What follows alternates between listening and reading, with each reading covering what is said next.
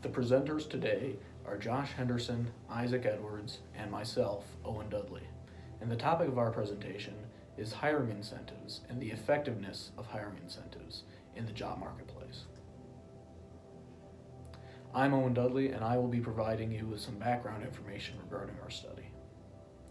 The research question of this presentation is which hiring incentives are the most effective at attracting college students to a specific company and getting them to stay with that company for a long period of time. In an increasingly competitive job market, American businesses are working harder to attract talented employees. The employees that businesses want to attract are mostly young Americans, usually college graduates. Many large businesses in America use hiring incentives to attract college students. Such incentives include performance-based pay, health benefits, sign-on bonuses, and flexible scheduling.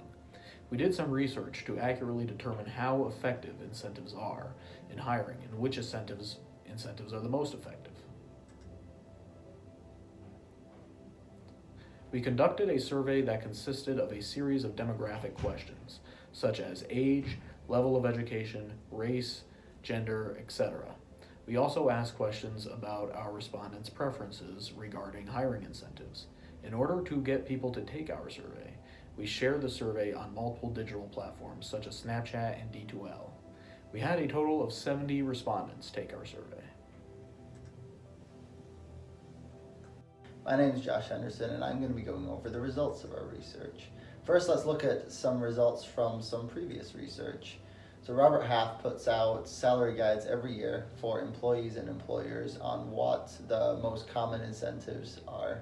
And so their 2022 study showed that the incentives that were most preferred were flexible work schedules, remote work options, employee discounts, and paid parental leave. So this is what's most desirable to all employees. However, our research looked at a slightly younger population, being college students and young adults. Some key demographics from our research is that there were 70 respondents. About 96% of them had a race of white. There was 3 respondents that had another race, and we'll discuss this in more detail later. And we had 86% of respondents being undergraduate students. So this is very pertinent to many people watching this video and to the target market of college students. The incentive that was most preferred was performance-based pay, followed closely by flexible scheduling and healthcare benefits.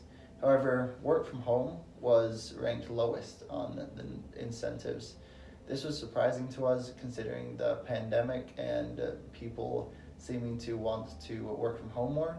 However, the responses showed that it was the least desirable incentive. Some future improvements that can be made is increasing the diversity, like mentioned earlier. This will provide insights into how different demographics change the preferred incentives, and it will provide a more representative sample of the population of college students. We also would like to have a larger sample size. This would also create a more representative group, would help with diversity, and would offer better insights into the population as well. Another area we could improve upon is data analysis. We could do things such as predictive analysis, which would allow employees and employers to enter demographic factors and receive the incentives that an individual with those demographics might want or might commonly get in a job. This would be an incredibly helpful tool for employees and employers alike. My name is Isaac Edwards, and I'll be going over the impact and summary of our data. So, why should you care about all this information? As college students soon to go into the workforce, it would be beneficial to know what types of possible incentives are available to you. Being knowledgeable about how different incentives are more advantageous over others can put you ahead financially compared to potential employees. We noticed in our data that stock options was among the least chosen incentive.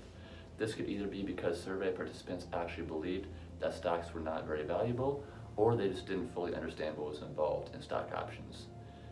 Some of you are also most likely planning to run your own business in the future, or at least be involved in the hiring process of employees. The data collected in this research could prove very useful to you to know which benefits young people coming into the workforce would prefer. The information is split into male/female categories, so depending on the gender concentration of your business, you can cater more to that group. In summary, pay is the most preferred hiring incentives, while working from home was the least preferred.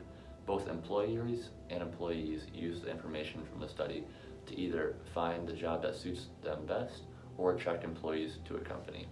Some improvements we found we can be made include expanding on the diversity of our survey participants, increasing sample size, and using a deeper level of analysis. Overall, we had a good time conducting this research and learned a lot from our data. We hope you find this information just as useful as we did, and thank you for your time.